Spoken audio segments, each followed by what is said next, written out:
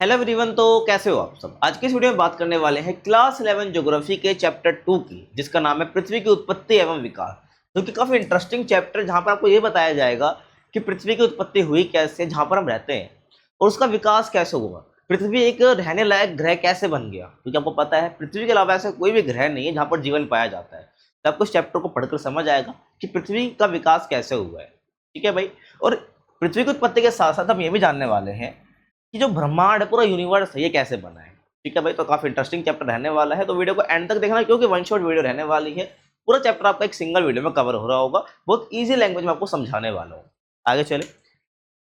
Free PDF notes तो आपको Telegram पर मिल जाएंगे, जिसका नाम है क्लास 11 टीएसपी। तो आप ज्वाइन कर सकते हो, और कुछ पर्सनल क्वेरी तो आप इंस्टाग्राम पर पूछ सकते हो। यूजर नेम आपके सामने है।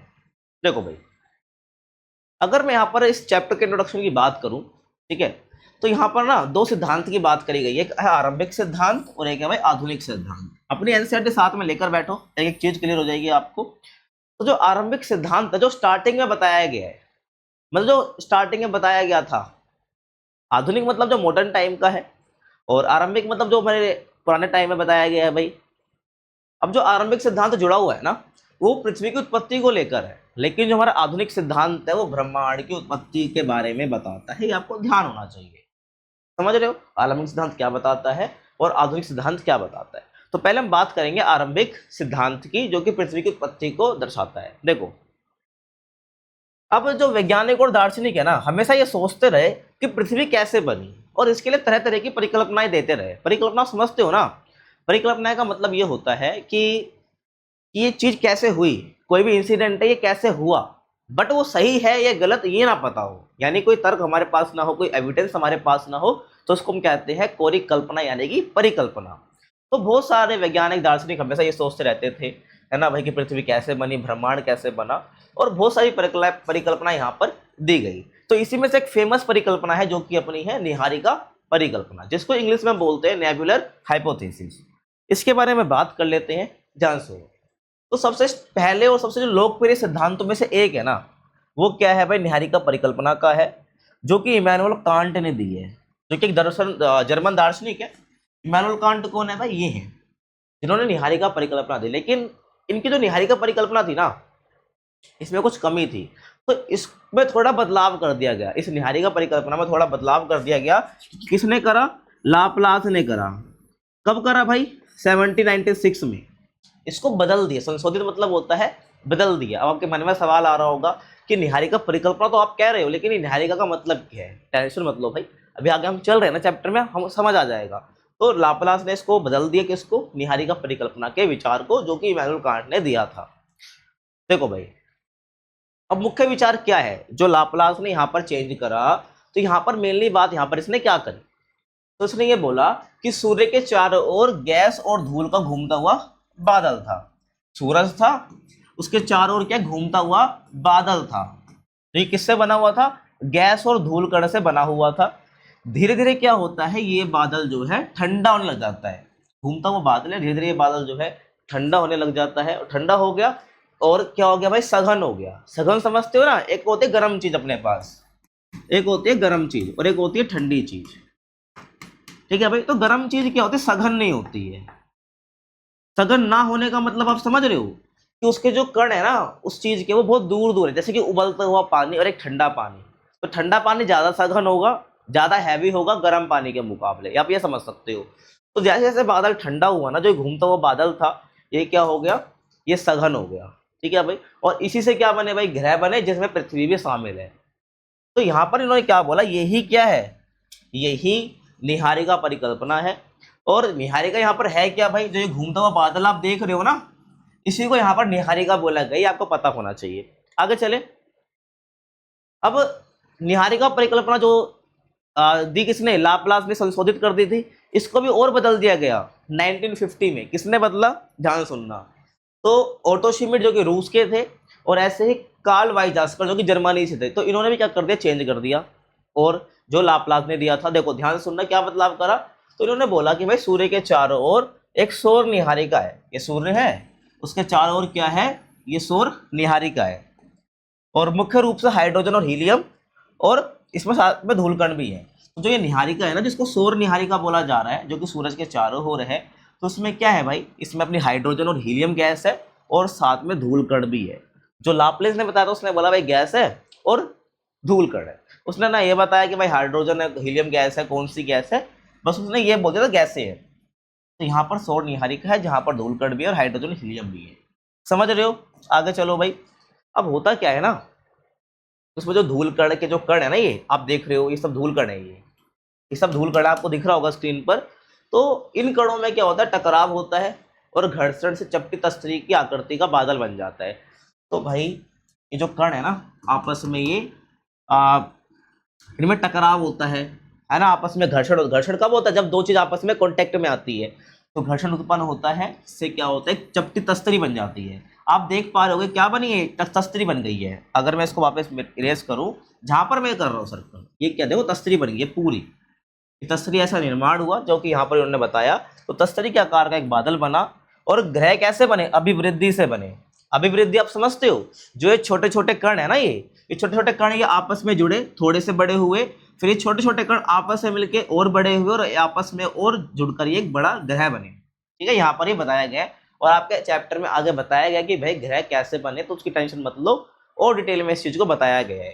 तो यहाँ पर अभिवृद्धि का मतलब क्या होता है, देखो जैसे कि ये बहुत सारी छोटी छोटी चीजें हैं, है ना, इसको आपस में मिलाऊंगा तो कोई बड़ी चीज मिली बनेगी। ठीक है, इसमें और जुड़ते जाएगा तो और बड़ी चीज ये बन जाएगी। तो इसी को क्या बोला, बोलते कि भाई ऐसे ही क्या बने, ग्रह बने, इसको बोलते हैं अभिवृद्धि की प्रक्रिया।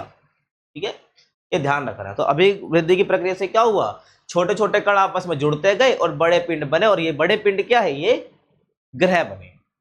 ये किसने दिया भाई, किसने संशोधन करके बताया अपने को, ये ओटो श्मिट और कार्ल वाइजास्कर ने बताया, जो कि जो लाप्लेस ने दिया था। लाप्लेस ने जो विचार संशोधन करा किसका, इमैनुअल कांट का। फिर लाप्लेस का जो विचार था इन्होंने क्या कर दिया, बदल दिया, और यहाँ पर इन्होंने ये बताया, थोड़ा सा ही बदलाव करा है। ठीक है, ध्यान रखना है। अब यहाँ पर हम बात करते हैं मेन टॉपिक की, जो कि अपना है आधुनिक सिद्धांत, जो कि ब्रह्मांड की उत्पत्ति के बारे में है, कि ब्रह्मांड की उत्पत्ति कैसे हुई है। देखो ध्यान से सुनना। तो जो बिग बैंग सिद्धांत है ना, ये ब्रह्मांड की उत्पत्ति का सबसे जाना माने वाला, सबसे फेमस सिद्धांत है, जो कि जिसको माना जाता है आज के टाइम पे, जिसका दूसरा नाम भी है विस्तारित ब्रह्मांड परिकल्पना। तो बिग बैंग को हम, या बिग बैंग सिद्धांत को हम विस्तारित ब्रह्मांड परिकल्पना भी कहते हैं। क्यों कहते हैं, क्योंकि बिग बैंग थ्योरी हमें ये कहती है, बिग बैंग सिद्धांत हमें ये कहता है कि ब्रह्मांड जो है आज भी विस्तारित हो रहा है, बढ़ रहा है, आगे फैल रहा है। ठीक है, अब ध्यान सुनना। अब जो एडविन हब्बल है ना, इन्होंने क्या करा, प्रमाण दिया कि जो ब्रह्मांड है वो लगातार फैल रहा है, इसलिए इसको विस्तारित ब्रह्मांड परिकल्पना भी बोला जाता है। अब ना आपको बुक में बहुत जगह बहुत से टीचर आपको ये बताएंगे कि जो ये सिद्धांत है ना, बिग बैंग सिद्धांत वाला, ये एडविन हब्बल ने दिया है, लेकिन ये गलत है। एडविन हब्बल ने सिद्धांत नहीं दिया है। आपकी एनसीईआरटी बुक में भी लिखा हुआ है कि एडविन हब्बल ने प्रमाण दिया कि ब्रह्मांड फैल रहा है। तो इसको देने वाला कौन था भाई सिद्धांत को, इसको जो इस सिद्धांत को जिसने दिया उसका नाम था भाई जॉर्ज लिमित्रे। ये ध्यान रखना, आपके एनसीईआरटी बुक में ये नहीं है, जॉर्ज लिमित्रे ने ये दिया है। तो इन्होंने क्या बेसिकली बता दिया भाई कि हाँ ब्रह्मांड है, जो कि एक वाक्य बताऊंगा जो सिद्धांत, वो जॉर्ज लिमित्रे ने ही दिया है। जब एक छोटा गोलक था उसका विस्फोट हुआ, देन ऐसे पूरा ब्रह्मांड बना। लेकिन इन जॉर्ज लिमित्रे के पास ना एविडेंस वगैरह नहीं थे, तो इस चीज के प्रमाण दिए एडविन हब्बल ने। तो मैं कह सकता हूँ इसको फेमस किसने करा, एडविन हब्बल ने करा। एडविन हब्बल है कौन, एडविन हब्बल भाई ये है। ठीक है, आपको ध्यान रखना है। तो दिया किसने, जॉर्ज लिमित्रे ने। प्रमाण किसने दिया, एडविन हब्बल ने 1920 में। उन्होंने बोला कि जो ब्रह्मांड है वो फैल रहा है। अब ब्रह्मांड फैलने का मतलब यहाँ पर क्या है, ब्रह्मांड फैलने का मतलब यहाँ पर क्या है कि जो आकाश गंगाएं है ना, वो समय के साथ एक दूसरे से दूर जा रही है। तो हमारे ब्रह्मांड में क्या है ना, बहुत सारी गैलेक्सीज है। गैलेक्सी का मतलब आकाश गंगाएं। आकाश गंगाएं क्या होती हैं, ये होते हैं, देखो आकाश गंगाएं जब देख रहे हो ना, आकाश गंगाएं होती है, इनके अंदर बहुत सारे तारे होते हैं, यानी असंख्य तारे होते हैं, असंख्य तारे होते हैं। असंख्य तारों का समूह को आकाश गंगा बोला जाता है।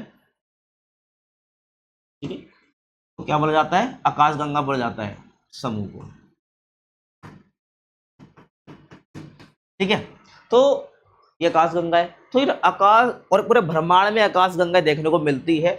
और बोला जा रहा है कि आकाश गंगाओं के बीच की दूरी बढ़ रही है। आज इतनी दूरी पर थे, कल इतनी दूरी पर हो जाएंगे, मतलब लगातार दूरी बढ़ रही है। और जितनी दूरी आकाश गंगाओं की बढ़ती जाएगी, तो इसको हम क्या बोलते हैं कि भाई ब्रह्मांड का विस्तार हो रहा है। ठीक है, अब जो ये ना ये बताया भी गया है कि आकाशगंगा का विस्तार हो रहा है, ऐसा मैं क्यों कह रहा हूँ, है ना, वो आपको बताया गया है और एग्जाम्पल भी दिया आपकी बुक में जिससे आप समझ सकते हो, वो आपको आगे बताऊंगा। ये समझ आ गया भाई मैं क्या कहना चाह रहा हूँ, आगे चलो उदाहरण देखो। तो यहाँ पर उन्होंने ये बताया है कि आप कैसे समझ सकते हो कि ब्रह्मांड का विस्तार हो रहा है। तो यहाँ पर उन्होंने बोला गुब्बारा ले लो भाई, उस पर ना कुछ छोटे छोटे काले काले बिंदु लगा दो, लगा देंगे भाई, और उस गुब्बारे को फुलाओ आप, तो आप देखोगे कि गुब्बारे फुलाते फुलाते ना जो डॉट्स है ना उनके बीच का डिस्टेंस बढ़ जाएगा। तो ऐसे ही क्या हो रहा है, ब्रह्मांड का विस्तार हो रहा है। तो जो छोटे छोटे डॉट आप लगाओगे गुब्बारे पर, ये आकाश गंगाओं को रिप्रेजेंट कर रहे हैं, जो कि असंख्य तारों का समूह है। और टेंशन यही मत लो, आकाश गंगाएं भाई कैसे बनी, बोलो असंख्य तारों का समूह, तो पहले तारा बना होगा फिर आकाश गंगाएं बनी होंगी। तो कहने का मतलब है आकाश गंगा कैसे बनी आपको आगे टॉपिक में पता चल जाएगा। बाकी अपना समझो कि जो डॉट्स है ना ये गुब्बारे के अंदर, ये क्या है, ये आकाश गंगा को रिप्रेजेंट कर रहे हैं, तो वो गुब्बारे पे लगाना है। देखो पहले आप देखो, यहाँ पर मैं आपको दिखाता हूँ, ये गुब्बारा है ना, एग्जाम्पल आपकी बुक में दे रखा है, ये डॉट आपने लगा दिए, ये क्या है भाई सारे, ये आकाश गंगा को रिप्रेजेंट कर रहे हैं। अब जैसे वीडियो ऑन करूंगा तो देखना ये जैसे गुब्बारा फूलेगा तो इनके बीच का जो गैप है वो बढ़ता चले जाएगा, ठीक है, ये देखो इनके बीच का जो गैप है वो बढ़ता चला जाएगा, ठीक है, इनके बीच का जो गैप है वो बढ़ता चला जा रहा है। पहले कितने पास पास तब कितने दूर हो गए। तो यही यहाँ पर एडविन नंबल कह रहा है कि भाई जो अपना ब्रह्मांड है वो ऐसे ही क्या कर रहा है, विस्तार कर रहा है, आकाश गंगाओं के बीच की दूरी बढ़ रही है, ठीक है।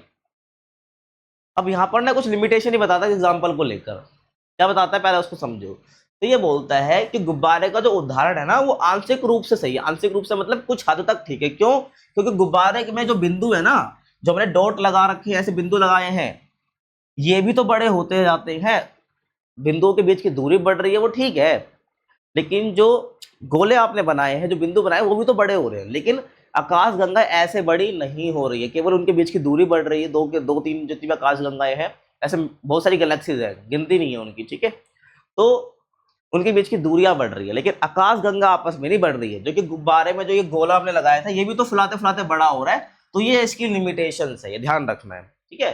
जो ये गुब्बारे देखोगे आप, जो ये डॉट लगाए थे ये भी बड़े हो रहे हैं, तो ये बड़े होते हुए आकाश गंगा ऐसे बड़ी नहीं हो रही है, आकाश गंगा ऐसे बड़ी नहीं हो रही, यही क्या है इसकी लिमिटेशन। देखो ये गोले कैसे बड़े हो रहे हैं, ठीक है, ऐसे बड़े हो रहे हैं, आकाश गंगा ऐसे नहीं बढ़ रही है, केवल दूरियां बढ़ रही है। ये आपको समझाया गया इस एग्जाम्पल से, आप बस दूरी को देखो, इनके साइज को मत देखो। लेकिन वास्तविकता में क्या, आकाश गंगा नहीं फैलती है, सिर्फ उनके बीच की दूरी बढ़ती है, ठीक है, समझ आ गया। अभी बिग बैंग सिद्धांत है क्या, बिग बैंग सिद्धांत ये बताता है भाई यूनिवर्स कैसे बना, यूनिवर्स कैसे बना भाई, उसी के बारे में यहाँ पर बताया गया है। हमें पता है भाई ब्रह्मांड का विस्तार हो रहा है क्योंकि आकाश गंगों के बीच की दूरी बढ़ रही है। आकाश गंगा आपको पता है कि हम किस आकाश गंगा में रहते हैं, हम किस गैलेक्सी में रहते हैं, उसका नाम आपको पता होना चाहिए, मिल्की वे नाम है, क्या, मिल्की वे हमारी गैलेक्सी का नाम है, हमारी आकाश गंगा का नाम है। देखो तो ब्रह्मांड में बहुत सारी आकाश गंगाएं हैं, अभी आई क्या है सब कुछ बताऊंगा। तो बिग बैंग सिद्धांत के अनुसार कौन कौन सी प्रक्रिया है, देखो प्रारंभिक अवस्था में क्या था, जितना भी आप आज ब्रह्मांड में पदार्थ देख रहे हो, ग्रह देख रहे हो, गैलेक्सियां देख रहे हो, है ना, चांद वांद सब जो भी आप देख रहे हो, हमारे ब्रह्मांड में जो भी पदार्थ आप देख रहे हो आसपास, वो सारा जो पदार्थ था ना पहले एक छोटे गोलक में था, क्या था, एक छोटे गोलक में था, ऐसे एक छोटे से गोलक में था, ठीक है, जिससे हमारा आज का पूरा ब्रह्मांड बना है। इसका आकार क्या था, बहुत छोटा था, इसका तापमान बहुत ज्यादा था। अब तापमान ज्यादा इसका मतलब समझ रहे हो, इसके अंदर ऊर्जा बहुत ज्यादा है, इसके अंदर ऊर्जा बहुत ज्यादा है, और इसका घनत्व भी बहुत ज्यादा है। घनत्व आप समझते हो, इसकी डेंसिटी बहुत ज्यादा है, इसके अंदर भाई बहुत ज्यादा चीजें समाई हुई है, एक छोटे से गोलक के अंदर बहुत ज्यादा पदार्थ समाया हुआ है, जिससे हमारा पूरा ब्रह्मांड बना है। तो आपको इस छोटे गोलक के बारे में समझ आ रहा है मैं क्या कह रहा हूँ, एक छोटा गोलक था जिसके अंदर सारे पदार्थ, ऊर्जा, जिसका घनत्व बहुत ज्यादा था, टेम्परेचर बहुत ज्यादा था, तो इसमें ब्लास्ट होता है, क्या होता है, इसमें ब्लास्ट होता है, जिससे हमारा यूनिवर्स बना है। तो ध्यान सुनो, तो होता क्या है भाई, जो छोटा गोलक था, एक आग की परमाणु है ये, इसमें 13.7 अरब वर्ष पहले क्या होता है, इसमें ब्लास्ट होता है, विस्फोट होता है। क्या होता है भाई, विस्फोट होता है। और विस्फोट होते ही होता क्या है, देखो विस्फोट हो गया, इसके परिणाम क्या निकल कर आए, ब्रह्मांड बना, और अपना ब्रह्मांड का क्या हुआ, तीव्र विस्तार, बहुत तेजी से विस्तार हुआ। और आज भी जो ब्रह्मांड है वो फैल रहा है, यूनिवर्स फैल रहा है। और फैल क्यों रहा है मैंने बता दिया हूँ, ठीक है। और जैसे ही ब्लास्ट होता है ना, चंद सेकंड के अंदर अंदर क्या हो गया, बहुत तेजी से विस्तार होना शुरू हो गया। और बाद में कुछ सेकंड तक तो बहुत तेजी से विस्तार हुआ, कुछ सेकंड ही बहुत होते हैं। और बाद में जो विस्तार है, इसकी जो गति है, जो स्पीड है, वो थोड़ी धीमी हो गई, ठीक है भाई। पहले 3 मिनट में क्या होता है, पहला परमाणु बनता है। पहले इससे पहले जरा वापिस छोटा ये था, इसमें विस्फोट हुआ भाई, सारे पदार्थ जो है ना बाहर निकल गए, सारे पदार्थ जो है इस छोटे गोलक से बाहर निकल गए, जिससे हमारा यूनिवर्स बनने लग गया, है ना। आकाश गंगाएं बनने लग गई, ये आकाश गंगाएं हैं, ये क्या है, आकाश गंगाएं हैं। और चंद सेकंड के अंदर क्या ब्रह्मांड बहुत तेजी से फैलने लग गया। आप देखो, फैलने का मतलब मैंने बताया आकाश गंगाओं के बीच की दूरी बढ़ना। देखो भाई, तो चंद सेकंड के अंदर जब ब्रह्मांड बढ़ रहा है, इसका मतलब समझ रहे हो, देखो दूरियां बढ़ रही है, इनके बीच की दूरियां बढ़ रही हैं। तो वही वाली बात है। तो पहले 3 मिनट में जैसे विस्फोट होता है, उसके पहले 3 मिनट में क्या होता है, पहला परमाणु बनता है। पहला परमाणु बनने का मतलब यहाँ पर ये है कि कुछ ऐसा चीज बन गया जिससे हम कह सकते हैं कि हाँ, कि ब्रह्मांड में कुछ चीज एग्जिस्ट कर रही है, समझ रहे हो। अब लाखों वर्षों के अंदर क्या होता है, तापमान घटकर 4500 केल्विन हो जाता है। तापमान जो 4500 केल्विन हो जाता है, जो कि बहुत ज्यादा है, ठीक है भाई। पहले से मतलब पहले और भी ज्यादा होगा, क्योंकि तापमान अनंत था। तो कुछ लाखों के अंदर जो है तापमान कम हो जाता है, फिर भी बहुत ज्यादा तापमान है। और परमाणुीय पदार्थ बनने लग गए। परमाणुीय पदार्थ मतलब वही है, आकाश जो गैलेक्सी यानी आकाश गंगाएं बन रही हैं, ग्रह बन रहे हैं, है ना, हमारे उपग्रह बन रहे हैं। और बहुत सारे ये कहते हैं अपने खगोलीय पिंड बनने लग गए। तो सब क्या है, परमाणुीय पदार्थ है। और जो ब्रह्मांड है ये पारदर्शी हो गया। पहले क्या था, जब अपना ब्रह्मांड बना नहीं था, तो वो छोटे गोलक में चीजें समाई हुई थी, तो हमारी सब चीजें ऐसी फैली हुई थी। मतलब ब्रह्मांड हम कह ही नहीं सकते, कुछ ऐसा ही था, एक छोटा गोलक था बस, जिसका तापमान वगैरह बहुत ज्यादा था। तो कोई भी चीज जो है ना, मतलब हम यूं समझ लो कि हम ब्रह्मांड को देख ही नहीं सकते थे, ये ब्रह्मांड के आर पार कुछ चीजें जा ही नहीं सकती थी। लेकिन जैसे ही ये छोटा गोलक फटता है, ब्रह्मांड बनने लग जाता है। तो क्योंकि छोटे गोलक में सब कुछ समाया हुआ था, जो ब्रह्मांड हम देखते हैं वो छोटे गोलक में था, तो इसको देखना बड़ा मुश्किल था, ये पारदर्शी नहीं था। लेकिन जैसे ब्रह्मांड बनता है, तो जो अपना ब्रह्मांड था ये पारदर्शी हो गया था। मतलब इसके हम आर पार देख सकते थे। जो लाइट्स अगर यहाँ पर जा रही है, तो वापिस वो इसको पार भी कर सकती है। पहले पार नहीं कर पाती थी, पहले रिफ्लेक्ट हो जाती थी, मतलब वापिस आ जाती थी, क्योंकि पहले छोटे गोलक में पूरा ब्रह्मांड बना हुआ था। ये आपको ध्यान रखना है। अब यहाँ पर एक नाम आपको याद रखना है, क्या, एक नाम है होयल। क्या नाम बताया मैंने, होयल, जिन्होंने एक संकल्पना दी जिसका नाम है स्थिर अवस्था संकल्पना। क्या बोला मैंने, स्थिर अवस्था संकल्पना इन्होंने दी। जो कहते हैं, ये कहते हैं कि भाई मैं नहीं मानता किसको, बिग बैंग सिद्धांत को, मैं तो अपनी बात बताऊंगा कि मेरे को कैसा लगता है। ये बोलते हैं कि ब्रह्मांड ना हमेशा से एक जैसा था, जैसा हम आज ब्रह्मांड देख रहे हैं, बहुत सारी मिलियंस ऑफ गैलेक्सीज है, वो पहले से ही एग्जिस्ट करते। कोई छोटा मोटा गोलक वोलक नहीं था जो फटा, ऐसा कुछ स्टोरी नहीं है, ठीक है। ऐसा कौन बोलते हैं भाई, ऐसा होयल बोलते हैं। लेकिन इनके पास भाई प्रमाण नहीं थे। जो ये बता रहे हैं भाई, इसके लिए प्रमाण दो ना, इसके लिए प्रमाण दो, एविडेंस दो, तभी तो लोग विश्वास करेंगे। बातों पे तो कोई विश्वास ही नहीं करता। तो वही वाली बात है। तो अनेक प्रमाण, अब इनका तो कोई प्रमाण मिले नहीं, तो बिग बैंग सिद्धांत के बहुत सारे प्रमाण मिल गए, बहुत सारे एविडेंस मिल गए अपने को। तो इसी वजह से जो वैज्ञानिक है, बिग बैंग सिद्धांत को क्या करा है, मॉडर्न टाइम पे माना हुआ है कि इस प्रकार से क्या बना, अपना ब्रह्मांड यानी यूनिवर्स बना है। ये आप छोटी सी वीडियो विजुलाइज कर सकते हो किस प्रकार से विस्फोट हुआ है, ठीक है। ये छोटा गोलक था, अब ये फटेगा, फट गया भाई। दोबारा देखना चाहते हो, दोबारा देखो, ठीक है। ये छोटा गोलक है, ठीक है, यहाँ पर ये अब इसमें ब्लास्ट हो जाएगा, ऐसे ब्लास्ट हुआ, ठीक है। आगे चलो, अब हम बात करते हैं तारों का निर्माण कैसे हुआ है, यानी फॉर्मेशन ऑफ स्टार्स। तो सबसे स्टार्टिंग की स्थिति क्या है, ध्यान सुनना। प्रारंभिक ब्रह्मांड में ऊर्जा और पदार्थ का वितरण समान नहीं था। प्रारंभिक ब्रह्मांड कैसा था, ये छोटा था, गोलक था, विस्फोट हुआ, है ना। तो जब जो ब्रह्मांड बना ना, तो ये सारे पदार्थ ऐसे फैल गए सारे, धीरे धीरे आकाश गंगाएं बनी है भाई, वही बता रहा हूँ यहाँ पर आकाश गंगा कैसे बनी है। तो पहले सुनो ध्यान से। तो सारा पदार्थ जो उसके अंदर था वो फैल गया। अब जो पदार्थ फैला ना, तो कहीं पे ज्यादा पदार्थ था, कहीं पर बहुत कम पदार्थ था। पदार्थ का मतलब समझ लो कि कहीं पर छोटा ग्रह टाइप कुछ कण थे, कहीं पर बहुत बड़े कण थे। तो ऊर्जा भी कहीं ज्यादा फैली हुई थी, कहीं पर कम फैली हुई थी। कहने का मतलब है कि वितरण समान नहीं था स्टार्टिंग के ब्रह्मांड में। अब इस असमानता के कारण क्या होता है, इस अनइक्वालिटी की वजह से क्या होता है, जो गुरुत्वाकर्षण बलों में अंतर आया। अब गुरुत्वाकर्षण बल सिंपल सा है, आपने छोटी क्लास में पढ़ा होगा। गुरुत्वाकर्षण बल ये कहता है कि धरती पर या पृथ्वी के जो भी चीजें हैं, पदार्थ है, जिसका कुछ द्रव्यमान है, द्रव्यमान यहाँ पर आप वेट से समझ लो, एक तरह से समझ लो, लेकिन वेट होता है द्रव्यमान। तो जो द्रव्यमान है, कोई पदार्थ का जो द्रव्यमान है, तो वो एक दूसरे को अपनी तरफ खींचती है। अब जो ज्यादा द्रव्यमान जिसका होगा, जिसका ज्यादा एक तरह से वजन होगा, वो कम वजन वाले को अपनी तरफ खींच लेगा, सीधा सा मतलब ये है। तो जब भाई वितरण समान नहीं है, कहीं पर ज्यादा पदार्थ है, कहीं पर कम पदार्थ है, तो ज्यादा वाला कम को खींच लेगा अपने पास, वही वाली बात हुई। क्यों खींच लेगा अपने पास? क्योंकि जो ग्रेविटेशनल फोर्स है उसमें डिफरेंस आया। इस वजह से क्या हुआ, पदार्थ इकट्ठे होने लग गए, क्योंकि भाई खींचता है अपने पास, क्यों? क्योंकि गुरुत्वाकर्षण बल काम करता है। ठीक है, तो किसी जिसका जो ज्यादा हैवी उसके पास ज्यादा गुरुत्वाकर्षण बल, कम जो है कम हैवी है उसके पास कम है, तो ज्यादा वाला खींच लेगा, तो पदार्थ एकत्रित हो गए। ये ध्यान रखना, मतलब ये कंडेंस हो गए। समझ रहे हो? ये आपको ध्यान रखना है। परिणाम क्या हुआ, जब पदार्थ इकट्ठे हो गए तो इसके रिजल्ट क्या देखने को मिले, ध्यान सुनना। तो पदार्थ का एकत्रण जो है ना, इससे क्या हुआ, आकाश गंगाएं बनी। क्या बनी भाई? आकाश गंगाएं बनी। आकाश गंगा को हम ऐसे दिखाते हैं, ठीक है, ये ध्यान रखना है। तो आकाश गंगाएं बनी, ठीक है। और आकाश गंगाएं क्या है? असंख्य तारों का समूह है, क्योंकि ये जो भाई पदार्थ एकत्रण हुआ है, इससे बहुत सारे तारे बनने लग गए ना एक ही जगह पे, तो इसी कैसे को आकाश गंगा बोल दिया। क्यों? क्योंकि आकाश गंगा बेसिकली क्या, असंख्य तारे हैं, सूरज भी अपना एक तारा है, ये ध्यान रखना। और आकाश गंगाओं का विस्तार इतना बड़ा होता है कि दूरी प्रकाश वर्ष में मापी जाती है। ये जो आकाश गंगा होती है इतनी बड़ी होती है कि इसको हम किलोमीटर में तो माप ही नहीं सकते हैं। इससे हम इसको किस में मापते हैं, इसकी जो दूरी है, मतलब कितना लंबा है।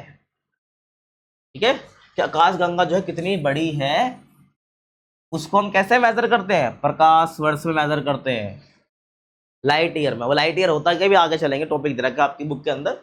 अब एक आकाश गंगा का व्यास कितना होता है, मतलब एक आकाश गंगा कितनी फैली होती है। व्यास मतलब समझते हो ना, जैसे जो एक सर्कल है, ये वृत्त है, तो ये बीच में इनका सेंटर होता है। ये बीच में क्या होता है, सेंटर होता है। तो सेंटर से एक लाइन जा रही है पूरी, इसको क्या बोलते हैं, व्यास बोलते हैं। तो ये सर्कल का व्यास है, मान लो 7 सेंटीमीटर, ये क्या हो जाएगा, इसका व्यास हो जाएगा पूरा। और अगर मैं सेंटर से के सुनो ध्यान से, अगर मैं केवल सेंटर लेता हूँ और सेंटर से केवल इतनी लाइन मिलाता हूँ, तो ये त्रिज्या होती है। पूरा मिलाऊंगा सेंटर से तो ये व्यास, इतना मिलाऊंगा त्रिज्या। ठीक है, तो हमें व्यास की बात करनी है। कहने का मतलब है कि अगर मैं इसको क्या मान के चल रहा हूँ, आकाशगंगा है वैसे ही, तो यहाँ से लेकर यहाँ तक क्या हो जाएगा, इसका व्यास है, जो कि भाई बहुत ज्यादा है, तो इसलिए इसको हम किलोमीटर वगैरह में नहीं मेजर कर सकते। इसलिए हम क्या करते हैं भाई, इसको प्रकाश वर्ष में मेजर करते हैं। तो इसलिए 80,000 प्रकाश वर्ष से लेकर अपना 1.5 लाख प्रकाश वर्ष तक हो सकता है क्या, एक आकाश गंगा का व्यास, डायमीटर। ठीक है, समझ रहे हो? आगे चलते हैं। अब सुनो ध्यान से, निर्माण की प्रक्रिया की हम बात करते हैं। किस निर्माण की प्रक्रिया की बात कर रहे हैं हम? तारों के निर्माण की। आकाश गंगाएं बनी जो कि असंख्य तारों का समूह है, तो वो तारा कैसे बना, तारों के निर्माण की प्रक्रिया। ठीक है भाई, इसकी बात हम करने वाले हैं। सुनो भाई ध्यान से। तो शुरुआत में हाइड्रोजन गैस के विशाल बादल से हुई है। जो तारे बने हैं ना, वो ऐसे नहीं बन गए। शुरुआत कैसे हुई, हाइड्रोजन गैस के बादल बने हुए थे, जो कि बहुत बड़े बड़े बादल थे। इस बादल को निहारिका कहा गया है। ये बादल थे हाइड्रोजन गैस वाले, इसको बोला गया निहारिका। ठीक है, अब निहारिका के अंदर क्या था, निहारिका के अंदर क्या था, इस निहारिका के अंदर देखो, मैं मान लो, मैं लिख देता हूँ यहाँ पर। मान लो ये क्या, निहारिका है जो कि हाइड्रोजन से ही बना है। ये निहारिका एक बादल है जो कि हाइड्रोजन, मेनली हाइड्रोजन से ही बना है। ठीक है, मेनली हाइड्रोजन से बना हुआ है। तो उस निहारिका के अंदर क्या थे, गैस के छोटे छोटे गुच्छे थे, गैस के छोटे छोटे गुच्छे बने। ठीक है, ये गुच्छे बढ़ते बढ़ते घने ठोस पिंड बन गए, इनसे तारे बने। तो ये बादल टाइप था जो कि हाइड्रोजन से बना हुआ था। इसके अंदर गैस के झुंड टाइप थे, है ना भाई। तो ये आपस में मिल गए। ठीक है, एक गुच्छे जो है बढ़ते बढ़ते क्या हो गए, बढ़ते बढ़ते ठोस पिंड बन गए। ठीक है भाई, समझ रहे हो मैं क्या कहना चाह रहा हूँ। छोटे छोटे गुच्छे थे, ये गुच्छे बढ़ते बढ़ते क्या हो गए, ठोस पिंड बन गए। जैसे ये था आपस में मिल गया, या धीरे धीरे यही आपस में बढ़ता चले गया, इससे क्या बन गया भाई, हमारा तारा बन गया। क्या बन गया, हमारा तारा बन गया। इनसे ही हमारे तारे बने हैं, ये आपको ध्यान रखना है। और माना जाता है कि जो तारों का निर्माण है ना, वो लगभग 5 से 6 अरब वर्ष पहले हुआ है। ये आपको पता होना चाहिए, एग्जाम में आ जाता है एमसीक्यू में। अब हम बात करते हैं प्रकाश वर्ष की। देखो भाई, प्रकाश वर्ष जो समय की दूरी नहीं बल्कि दूरी का माप है। आप मत समझ रहा भाई प्रकाश वर्ष कह रहे हैं तो ये समय को मेजर कर रहा है, नहीं, बल्कि ये दूरी को मेजर करता है। परिभाषा क्या है प्रकाश वर्ष की, तो एक साल में प्रकाश जितनी दूरी तय करता है वही एक प्रकाश वर्ष है। यानी 1 किलोमीटर, ऐसे मान लो कि यहाँ से आता कुछ डिस्टेंस होगा ना, इसको तुम किलोमीटर में मेजर कर सकते हैं। तो ऐसे ही एक प्रकाश वर्ष किसको कह रहे हैं, कि जो एक साल में जो लाइट है, एक साल के अंदर लाइट है वो जितनी दूरी तय कर ले, उसको मैं क्या बोल दूंगा, एक प्रकाश वर्ष बोल दूंगा। बस इसी को हम प्रकाश वर्ष कह देते हैं। एक लाइट में प्रकाश कितना ट्रैवल कर रहा है, कितनी दूरी तय कर रहा है। अब प्रकाश की गति देखो बहुत ज्यादा, आपकी सोच से बहुत ज्यादा है। प्रकाश की स्पीड कितनी है, 3 लाख किलोमीटर प्रति सेकेंड, यानी 1 सेकंड के अंदर। इसका मतलब क्या है, 1 सेकंड के अंदर जो है 3 लाख किलोमीटर, 3 लाख किलोमीटर चलना। एक प्रकाश वर्ष की तो बात छोड़ो, प्रकाश की गति बता रहा हूं कि प्रकाश कितनी तेजी से चलती है, 1 सेकंड के अंदर इतना ट्रैवल कर सकती है, इतना किलोमीटर। ठीक है, अब एक प्रकाश वर्ष क्या है भाई, 9.46 इंटू 10⁻12 किलोमीटर, यानी एक साल के अंदर इतनी दूरी तय करता है एक प्रकाश। ये ध्यान रखना है। 10⁻12 का मतलब सिंपल सा होता है, 9.46 है, इंटू लिखो और 10 है ना, 12 जीरो लगा दो, 1 2 3 4 5 6 7 8 9 10 11 12, इतनी दूरी तय करता है। ठीक है, पावर देके घबराओ मत। इसको गुणा कर दोगे तो एक्चुअल किलोमीटर भी आ जाएगा। ठीक है, पृथ्वी और सूर्य की औसत दूरी कितनी है भाई, ध्यान रखना है, पृथ्वी और सूर्य, पृथ्वी और सूर्य। ठीक है भाई, 14 करोड़ 98 लाख किलोमीटर है, बहुत इंपॉर्टेंट है, ध्यान रखना है भाई। और यह लगभग 8.31 मिनट का प्रकाश समय है। दोनों याद रखना है, किलोमीटर में याद रख सकते हो, किलोमीटर में याद रख लो, और वैसे अगर प्रकाश प्रकाश में याद रखना है तो 8.31 मिनट प्रकाश समय है। ठीक है, अब हम बात करते हैं ग्रह कैसे बने हैं, ग्रहों का फॉर्मेशन कैसे हुआ है। देखो, ग्रहों के निर्माण में ना 3 प्रमुख चरण है। ग्रह मतलब प्लैनेट्स कैसे बने हैं, उसमें पृथ्वी भी शामिल आप मान लो, क्योंकि पृथ्वी तो ग्रह है। तो पहला चरण जो है ना ग्रह बनने का, वो है भाई गैस और धूल की डिस्क का निर्माण होना। डिस्क क्या मतलब, तस्तरी जिसे कहते हैं, तस्तरी है। ये पहला क्या है, स्टेज है पहली। ध्यान सुनो, आपको पता तारे किससे बने, निहारिका से बने। निहारिका क्या था पीछे बताया मैंने, ये गैस का बादल है, बहुत विशाल बादल है, जिसके अंदर क्या हाइड्रोजन ही हाइड्रोजन है, हाइड्रोजन ही हाइड्रोजन है। इसी से क्या बने भाई, तारे बने। मैंने पीछे बताया, तो ये यहाँ बात यहाँ पर बोली है कि तारे जो है निहारिका के अंदर गैस के घने गुच्छों में बने हैं। जो इसके अंदर गुच्छे थे गैस के, वो धीरे धीरे बड़े होते गए, उसी से तारे बन गए। अब इन गुच्छों में क्या था ना, इन गुच्छों में गुरुत्वाकर्षण बल से गैसीय बादल के केंद्र में कोर का निर्माण होता है। तो इन्हीं गुच्छों में, जैसे मान लो मैं वापस बनाता हूँ, है ना, तो जो गुच्छे थे ना बादल के, यहाँ पर गैसीय बादल के गुच्छे थे, तो ये आपस में जुड़ गए ऐसे, ये आपस में जुड़ गए, जुड़ गए ऐसे, क्या बनाया, ऐसे एक कोर बना लिया। यहाँ पर क्या बना लिया, एक ऐसा कोर बना लिया। और यहाँ पर कोर पता है क्या है, यहाँ पर कोर आप सूरज को समझो, यानी सन को समझो। तो क्या बना भाई, सूरज बना, एक केंद्र में कोर बन गया, और कोर के चारों ओर गैस और धूल घूमते हुए एक चपटी डिस्क में बदल गई। ठीक है भाई, तो ये कोर के चारों ओर क्या है, ये जो गैस है और जो धूल कण है, ये घूमते घूमते क्या बना लिया, एक चपटी तस्तरी इन्होंने बना लिया। आपको विजिबल भी हो रही होगी। ठीक है, आगे चले। दूसरा चरण क्या है, छोटे छोटे पिंडों का निर्माण होना। डिस्क बन गई पहले चरण में, दूसरे में छोटे छोटे पिंड बने। क्या है छोटे छोटे पिंड, अभी अब समझ आएगा आपको। तो देखो, तो समय के साथ गैसीय बादल में पदार्थ संघनित हुआ। संघनित मतलब होता है कि आपस में एकत्रित हुए, इकट्ठे हुए, कंडेंस हुए। तो समय के साथ जो गैसीय बादल थे ना, गैसीय बादल थे जो, ये इस डिस्क में ये धीरे धीरे संगठित संगठित होने लग गए, मतलब पास आने लग गए ये।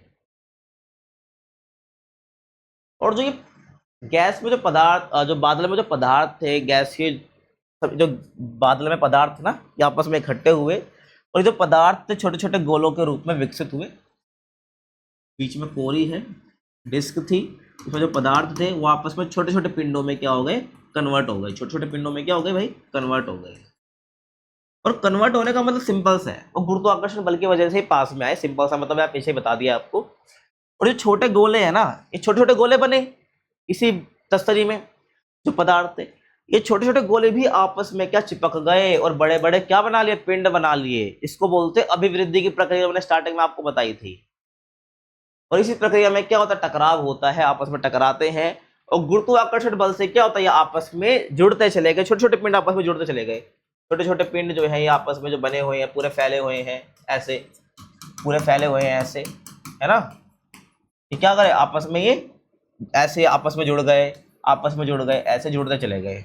ठीक है, इससे क्या बनाया गया, ये आपस में जुड़ गए। तो ये पिंड बने ना, ये पिंड बने, इनको क्या कहा गया भाई, ग्रहाणु कहा गया। ग्रहाणु कहा गया। तो अनेक छोटे छोटे जो ग्रहाणु हैं, ये छोटे छोटे ग्रहाणु हैं, ये आपस में जुड़ गए और बड़ा क्या बनाया, पिंड बनाया, है ना। जुड़ना और सहवर्धन, सहवर्धन तो आपस में जुड़ने से क्या हुआ, कुछ और बड़े पिंड बने, जिसको क्या बोला गया, ग्रह बोला गया। कि आपको ध्यान रखना है। तो पृथ्वी भी ऐसे ही बनी है, तभी चैप्टर का नाम पृथ्वी की उत्पत्ति एवं विकास। तो पृथ्वी का उद्भव कैसे हुआ, ऐसे हुआ जैसे पीछे मैंने बताया, क्योंकि ग्रह तो ऐसे ही बने हैं। अब यहाँ पर हम पृथ्वी के उद्भव की बात करेंगे, भाई पृथ्वी में कैसे धीरे धीरे जीवन भी पनपने लग गया। देखो, तो जब ग्रह कैसे बने मैंने बता दिया, पृथ्वी भी वैसे बना है। तो स्टार्टिंग में स्थिति क्या रही, जब पृथ्वी बन गया तो स्टार्टिंग में क्या स्थिति रही, जैसा भी मैंने देख रहा हूँ बिल्कुल वैसी स्थिति थी। स्टार्टिंग टाइम पे जब पृथ्वी बनी ना, तो ग्रह बहुत चट्टानी था, चट्टानी था बिल्कुल। ठीक है, जैसा आप देख रहे हो, बहुत गर्म था। क्या था, बहुत गर्म था। और वीरान था, वीरान मतलब सूना सा, बिल्कुल डरावना टाइप। और वायुमंडल बहुत पतला था, मुख्य रूप से उसके अंदर क्या थी, हाइड्रोजन और हीलियम गैसें थी बस। ठीक है, तो मैंने क्या बोला भाई, वायुमंडल बहुत पतला था। जैसे आज वायुमंडल बहुत सही है, हमारी वायुमंडल होता क्या, पृथ्वी है, उसके कवरिंग लेयर जो है हमारी पृथ्वी को जो ढक के रखे, एक चादर के रूप में जो काम कर रही है, वो हमारी वायुमंडल है। वो क्या है, हमारी वायुमंडल है। तो वायुमंडल बेसिकली क्या है ना, उस टाइम में बहुत पतली हुआ करती थी। मतलब कि मैं कहूँ ये पृथ्वी है तो बहुत पतली चादर है, बहुत पतली चादर थी, जिसमें मेनली क्या थी, हाइड्रोजन और हीलियम थी। अब मुझे बताओ, हम आज रह पा रहे क्योंकि हमारे वायुमंडल में ऑक्सीजन है। उस टाइम पर जो है हाइड्रोजन और हीलियम थी, तो इंसान नहीं रह पाएगा। सही बात है। और ये स्थिति जो है आज के पृथ्वी के वायुमंडल से बहुत अलग है। जो उस टाइम का वायुमंडल था, जो आज का वायुमंडल है, दोनों की स्थिति में बहुत अंतर है। अब होता क्या है भाई, इसमें परिवर्तन आता है। परिवर्तन मतलब कि क्या, हमारे वायुमंडल में परिवर्तन होने लग जाता है। देखो, वो हमारी पृथ्वी बहुत सुंदर ग्रह बन जाता है। तो ऐसी बहुत सी घटनाएं हुई, प्रक्रियाएं हुई, जिनसे जो हमारी चट्टानी और जो वीरान वीरान पृथ्वी थी ना, वो एक सुंदर ग्रह बन गई कुछ इस प्रकार की। इससे ये बन गई, ठीक है, इससे ये बनी, फिर ये, फिर और ये, कितनी सुंदर लग रही है। तो हमारी पृथ्वी ऐसी ही तो है, ध्यान रखना है। तो आज पृथ्वी पर क्या, बहुत सारा पानी है और जीवन के लिए सारा अनुकूल वातावरण, जिससे जो है लाइफ फॉर्म एग्जिस्ट कर पाती है। तो ये सब परिवर्तन हुए बहुत सारे। तो अब पृथ्वी की आंतरिक संरचना कैसी है, पहले और चीज समझ लो आप। यहाँ पर अनुकूल वातावरण का मतलब समझ रहे हो, कि मतलब आज का वायुमंडल है ना, वो काफी अच्छा बना, उसके अंदर ऑक्सीजन भी है, सारी वो इंपॉर्टेंट गैसें हैं जिससे जो है लाइफ एग्जिस्ट कर पाती है। तो आज का जो वायुमंडल है वो बहुत सही हो गया है, जिससे इंसान रह पाए। और वायुमंडल के बारे में आपके चैप्टर दे रखा है, आप आगे पढ़ोगे, टेंशन मत लो। अब आंतरिक संरचना कैसी है पृथ्वी की, उसकी बात करते हैं। आंतरिक संरचना समझते हो आप, आंतरिक संरचना मतलब है कि पृथ्वी के अंदर क्या है। मान लो पृथ्वी का धरातल है, तो उसके नीचे क्या है, इसको बोलते हैं आंतरिक संरचना। क्या, आंतरिक संरचना। तो पृथ्वी का पदार्थ जो है ना, अंदर से बाहर तक एक समान नहीं है। अगर मैं बोलूं कि पृथ्वी में थोड़ा थोड़ा गड्ढा गड्ढा खोदा मैंने, तो वहां पर जो पदार्थ मिलेगा, और नीचे जाऊंगा तो वहां भी सेम पदार्थ मिलेगा, ऐसा नहीं है। तो पृथ्वी का जो पदार्थ है वो अंदर से बाहर तक एक समान नहीं है। ऐसा क्यों, क्योंकि वायुमंडल में घनत्व सबसे कम है और सतह से केंद्र तक पदार्थ का घनत्व बढ़ता है। समझ ऐसे क्यों कह रहा हूं मैं, कि वायुमंडल में जो घनत्व है ना सबसे कम है, और सतह से अगर नीचे जाओगे आप, सतह से अगर आप सेंटर में जाओगे बिल्कुल, तो घनत्व जो है बढ़ता जाता है। घनत्व बढ़ने का मतलब समझ रहे हो आप? घनत्व बढ़ने का मतलब ये है कि नीचे जैसा आप जा रहे हो पदार्थ और घना होते जा रहा है, सतह से आप केंद्र में जा रहे हो पदार्थ और घना होते जा रहा है, ठीक है। और वायुमंडल में सबसे घनत्व कम है, मतलब जहां हम रह रहे हैं जो हमारा वायुमंडल है वहां पे घनत्व सबसे कम है, और जैसे आप नीचे नीचे जाते जा रहे हो तो वहां पर घनत्व बढ़ रहा है। तो मतलब कि भाई पदार्थ सेम नहीं, अगर पदार्थ सेम होता तो यहाँ पर जो घनत्व है वो नीचे भी होता, सीधी सी बात है। तो इससे रिजल्ट क्या मिला कि पृथ्वी की परतें बनी। तो हमने क्या बोला कि भाई ये वाली ये परत है, ये वाली ये परत है, यहाँ पर ये वाली परत है, क्योंकि पदार्थ समान नहीं है तो हमने क्या करा, पृथ्वी की आंतरिक संरचना को लेयर्स में बांट दिया, परतों में बांट दिया। तो तीन परतें थी मेन, तीन परतें कौन कौन सी भाई? अपनी क्रस्ट यानी जिसको हम ऊपर पट्टी बोलते हैं, मेंटल, और अपनी कोर जिसको हिंदी में बोलते हैं क्रोड, ठीक है, ये ध्यान रखना है। अब क्या है, इसको हम ऐसा, और आपको चार क्यों दिख रही है यहाँ पर? ऊपर पट्टी हो गई, मेंटल हो गई, जो क्रोड होती है ना, क्रोड जो कोर है उसको हम बाहरी कोर में और आंतरिक कोर यानी जो अंदर वाली कोर है उसमें क्लासिफाई कर देते हैं। ये नेक्स्ट चैप्टर आपका इसी के बारे में है, पृथ्वी की आंतरिक संरचना के बारे में। देखो ये पृथ्वी है, तो जो सबसे ऊपर वाला हिस्सा है ये जहां पर हम रहते हैं, विच इज भूपर पट्टी क्रस्ट। नीचे वाला हिस्सा आप जाओगे भूपर पट्टी के तो ये मेंटल, देन मेंटल के नीचे जाओगे ये वाला रीजन, ये अपना क्या है, कोर है जिसको हम बोलते हैं, ये पूरा कोर है, ये अपना क्या है भाई, आउटर कोर है मतलब भारी कोर है, और जो अंदर है ये क्या है, अपना इनर कोर है मतलब आंतरिक कोर है। ये समझ आ रहा है आपको?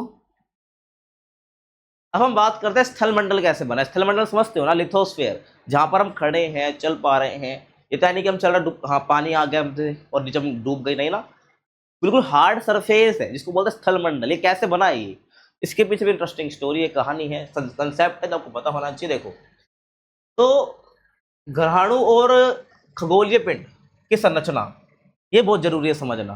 देखो तो ग्रहणु और अन्य खगोलीय पिंड जो है घने और हल्के पदार्थों के मिश्रण से बने हैं।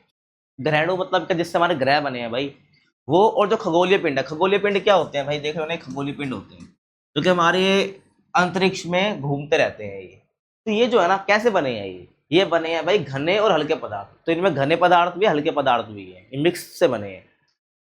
तो भाई जो ये खगोलीय पिंड बने हैं ना सेम उसी प्रोसेस से बने जिससे ग्रह बने हैं, बस इनमें इतना डेवलपमेंट नहीं हो पाया कि ग्रह बन जाए।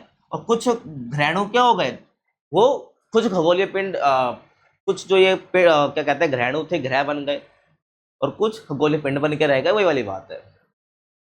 तो उल्काओं के अध्ययन से हमें जानकारी मिली है क्या, ये कि जो हमें कैसे पता चला कि भाई ये घने और हल्के पदार्थ से मिलकर बने हैं। ये हमने क्या पृथ्वी को चेक करा था? नहीं भाई, जो उल्काएं है ना उससे हमें पता चला, उल्काएं खगोलीय पिंड सब यही है। तो हमें इससे पता चला, हमें इससे पता चला कि भाई पृथ्वी जो है, जो ग्रह हैं वो घने और हल्के पदार्थों से मिलकर बने हैं, क्योंकि जो उल्काएं मैंने बताया जिससे ये बन, जैसे बने वैसे ही ग्रह बने हैं। तो जो प्रॉपर्टी इनकी होगी वही प्रॉपर्टी ग्रहों की होगी, ये ध्यान रखना है भाई। मैं क्यों बोल रहा हूँ, हम बात करें स्थल मंडल की, इसकी बात क्यों करें, क्योंकि इसके पीछे का रीजन है, आगे सुनो। तो जब पृथ्वी बन रही थी ना, बन गई, तो स्टार्टिंग में क्या हुआ, जब पृथ्वी बन रही थी तो पदार्थ गुरुत्वाकर्षण बल से एकत्रित हो रहा था, और इन पिंडों के टकराते टकराते बहुत अधिक ऊष्मा उत्पन्न हुई। जैसे भाई पृथ्वी बन रही थी, पदार्थ आपस में टकरा रहे थे, है ना, तो क्या होगा, टकराने से बहुत ऊष्मा क्या होती है, उत्पन्न होती है। जैसे कि आप अपने हाथ को बार बार ऐसे पीटते रहोगे तो क्या होगा भाई, अब देखना बहुत ऊष्मा क्रिएट होगी, हीट क्रिएट होगी। वही वाली चीज है, परिणाम क्या हुआ, इतनी ऊष्मा निकली, इतनी हीट निकली, जिससे जो पदार्थ है ना वो पिघलने लग गया पृथ्वी के अंदर। पृथ्वी के अंदर जितना ये पदार्थ था वो पिघलने लग गया। अब पिघलना है तो क्या होगा भाई, ध्यान सुनना भाई, तो पृथ्वी का तापमान इतना ज्यादा हो गया जिस समय पिघलाव और विभेदन का प्रोसेस देखने को मिलता है। क्या होता है, विभेदन आगे पता चलेगा अभी। तो इस अवस्था में क्या होता है, जब तापमान इतना बढ़ गया, घने और जो हल्के पदार्थ से जो पृथ्वी बनी थी, जो ग्रह बने थे, है ना, वो क्या हो गए भाई, अलग अलग होने लग गए। जो मिश्रण था, जिस पदार्थ से ग्रह बने थे, ग्रहणु बने थे ना, जो हमारा पृथ्वी बना था, वो अलग अलग होने लग गए। पृथ्वी के घने और हल्के पदार्थ जो मिक्स थे वो अलग अलग होने लग गए। अब आप खुद सोचो, जो भारी पदार्थ है ना वो कहाँ जाएंगे, वो नीचे जाकर केंद्र में चले जाएंगे, मतलब ज्यादा नीचे चले जाएंगे। अब देखना दो चीज लेना, आप पानी लेना अपने सामने, है ना, एक हल्की चीज लेना, एक भारी चीज लेना, देखना जो भारी चीज है ना वो पहले डूब जाएगी, हल्की चीज नहीं डूबेगी। तो वही हुआ, जब तापमान हो गया, पिघलने वाली स्थिति आ गई, तो घने और हल्के पदार्थ अलग होने लग गए, तो जो भारी पदार्थ थे वो नीचे जाने लग गए, बिल्कुल पृथ्वी के केंद्र में चले गए। जैसे लोहा भारी होता है ना भाई, कोर में चलेगा। अगर मैं कहूँ जो करोड़ है वहां पे चले गए, जहां पर आज हमारा आंतरिक संरचना है, मैंने कोर की बात करी ना, तो वहां चले गए। और हल्के पदार्थ जो है वो ऊपर की ओर आकर सतह के ऊपर ही रह गए, ठीक है, सतह पर आकर जम गए। क्यों जम गए? नीचे भारी पदार्थ गए, ऊपर आके हल्के जम गए, क्योंकि तापमान गिर गया तो वो जम गए। इस वजह से क्या हो गया? स्थलमंडल बना। और एक और चीज समझ लो भाई, जो ये भारी पदार्थ और हल्के पदार्थ जो अलग होते हैं ना, इस प्रोसेस को हम क्या बोलते हैं? इसको हम बोलते हैं विभेदन। क्या बोलते हैं? विभेदन हम बोलते हैं। और समय के साथ क्या होता है? सतह ठंडी हुई, तो तापमान गिर रहा है ना, ठोस परत बनी और इससे स्थलमंडल बना। भारी खिंच गया, ठंडे ऊपर आके जम गए, जिससे हमारा स्थलमंडल यानी लिथोस्फीयर बन गया। ठीक है भाई, ये ध्यान रखना। आप देख सकते हो जब पृथ्वी बन रही थी तो भारी पदार्थ सारे सेंटर में चले गए, ठीक है, और जो हल्के पदार्थ थे वो सारे ऊपर आने लगे और जम गए ऐसे करके। इससे हमारे क्या है? स्थलमंडल बना है। आगे चले। और यह प्रक्रिया जो है परतों के निर्माण के लिए जिम्मेदार थी। ये जो प्रक्रिया है ये परतों के निर्माण के लिए जिम्मेदार थी कि भाई हमारा क्रस्ट यानी कि ऊपर पट्टी, मेंटल और करोड़ बने। जो मैंने दिखाया ना, पृथ्वी की आंतरिक संरचना उसको परतों में बांटते हैं, तो परतों के निर्माण के लिए ये जिम्मेदार थी कि भाई हर जगह पदार्थ समान नहीं है। जैसा आप नीचे जाओगे पदार्थ का घनत्व बढ़ता जाएगा, क्योंकि हैवी पदार्थ नीचे ही है जाके। और चंद्रमा के निर्माण के समय हुए महाविस्फोट ने क्या करा? चंद्रमा का निर्माण भी हुआ था। अब ये टॉपिक आपकी बुक से हटा दिया है, तो बस इतना आपको जानना नहीं है। तो जैसे ही चंद्रमा का निर्माण हुआ ना, तो उसमें भी महाविस्फोट हुआ था भाई। तो उस वजह से क्या हुआ? पृथ्वी फिर से गर्म हो गई भाई। विभेदन, फिर से विभेदन हुआ, वो हल्के गर्म पदार्थ अलग होने वाला। तो ये दूसरा चरण था। अब इससे क्या बना? फिर पृथ्वी की परतें बन गई। सबसे ऊपरी परत है प्रवार, जिसको मेंटल भी बोलते हैं, और ये क्रस्ट के नीचे वाली है भारी करोड़। ये तरल रूप में है बिल्कुल, क्योंकि नीचे टेम्परेचर बहुत ज़्यादा है। और आंतरिक करोड़ जो है अपनी, ये ठोस और बहुत घनी है, ठीक है, ये वाली, समझ रहे हो। और सतह से केंद्र तक घनत्व बढ़ता है। अगर आप सतह से केंद्र में जाओगे तो घनत्व बढ़ने लग जाएगा, डेंसिटी बढ़ जाएगी।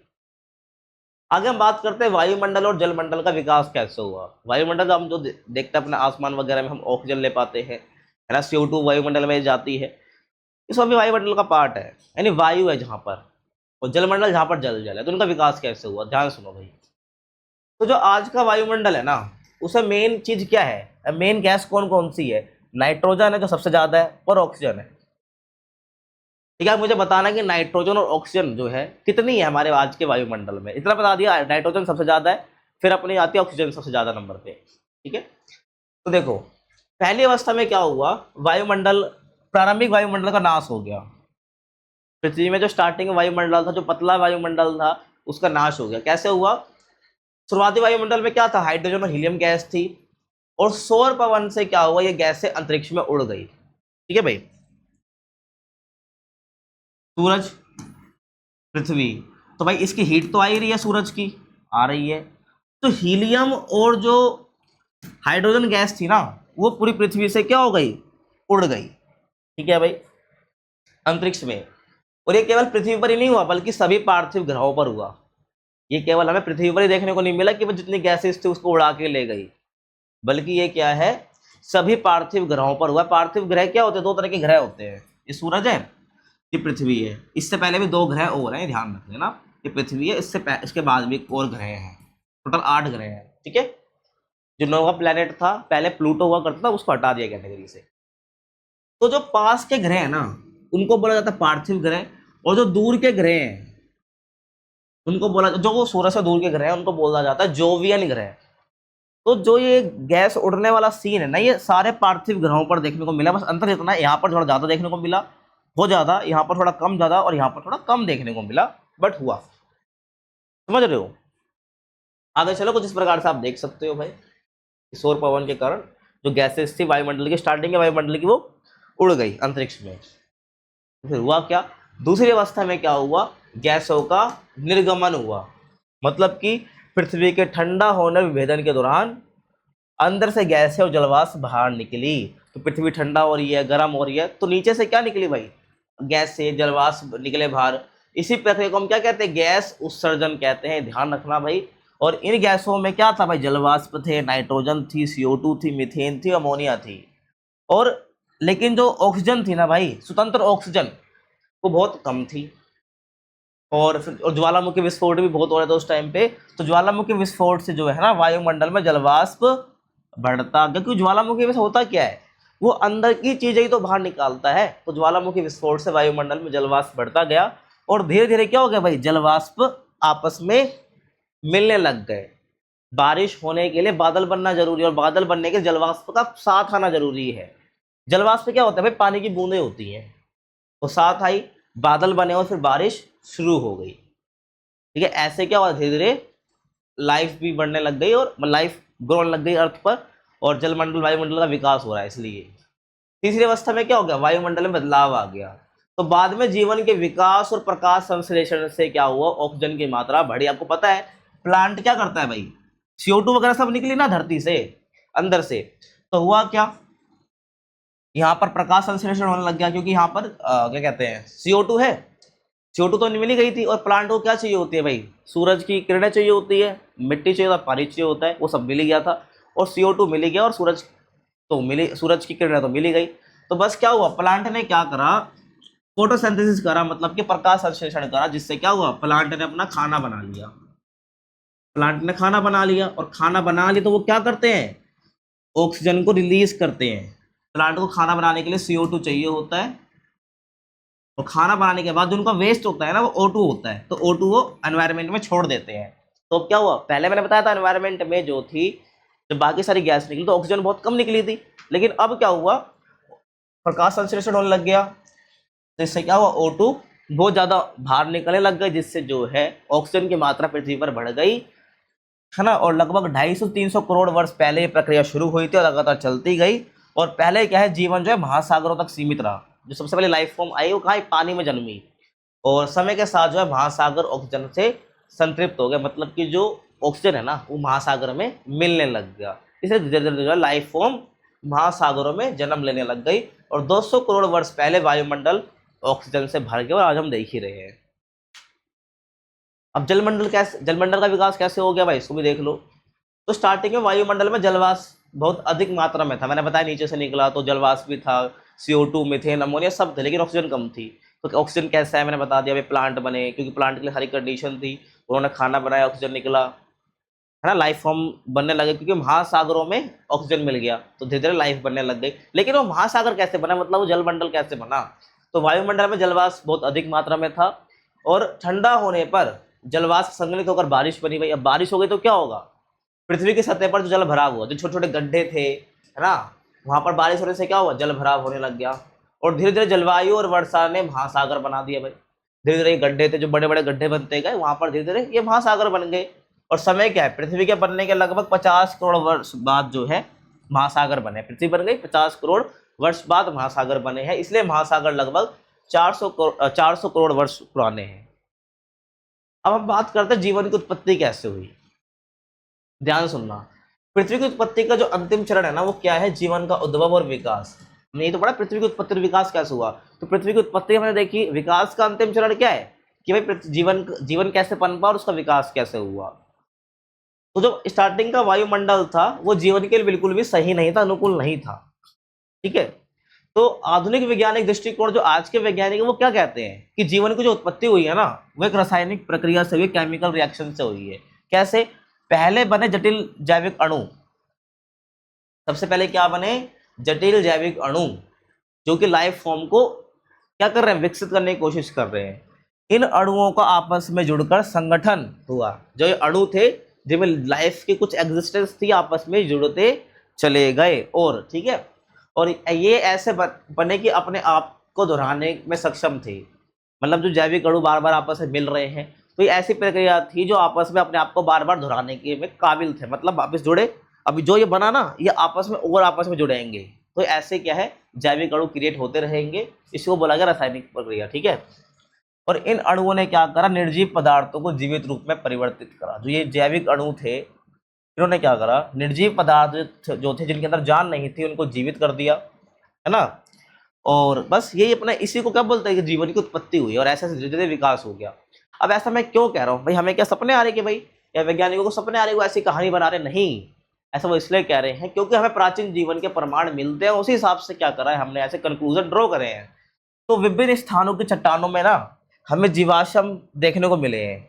जीवाश्म समझते हो? जीवों के निक्षेप। जैसे कि ये चट्टान वगैरह पड़ी है तो उसके अंदर हमें क्या देखने को मिले हैं? जीवाश्म देखने को मिले हैं। जैसे कोई जीव मर जाता है तो उसके ना फॉसिल बन जाते हैं चट्टानों के अंदर, तो वही वाली बात है। तो इसकी पुष्टि हुई। 300 करोड़ वर्ष पुरानी चट्टानों में पाए गए सूक्ष्म जीव जो कि नील हरित शैवाल के समान संरचना हमको दिखती है। जो चट्टानों में 300 करोड़ पुरानी जो चट्टान है, वहां पर जो सूक्ष्म जीव देखने को मिले, जो छोटे छोटे जीव देखने को मिले हैं, तो वो किससे मिल रहे हैं? नील हरित शैवाल से मिल रहे हैं। ठीक है, कुछ देखो ये क्या नील हरित शैवाल है, सेम संरचना हमको यहाँ देखने को मिल रही है चट्टानों में। तो ये क्या जीवन के प्रमाण है। इसी ने क्या करे, ये थ्योरी है कैसे जीवन जन्मा, इसकी पुष्टि करी है। समझ रहे हो? और माना जाता है कि जीवन की शुरुआत लगभग 380 करोड़ वर्ष पहले हुई है, तो ध्यान रखना है MCQ के लिए। तो इसी के साथ आपकी जो ये वीडियो है, ये चैप्टर फिनिश होता है। आई होप आपको समझ आया होगा। हमने सारे टॉपिक करे जो आपके एनसीईआरटी बुक में दे रखे हैं। फिर भी कुछ डाउट है तो आप वीडियो को दोबारा देखिए, आप कमेंट सेक्शन में पूछ सकते हैं। और पसंद आई तो वीडियो करना है, चैनल को सब्सक्राइब करना है, लाइक करना है और शेयर करना है और कमेंट भी करना है। बाकी मिलते हैं आपसे अगले चैप्टर में, तब तक के लिए थैंक्स फॉर वॉचिंग।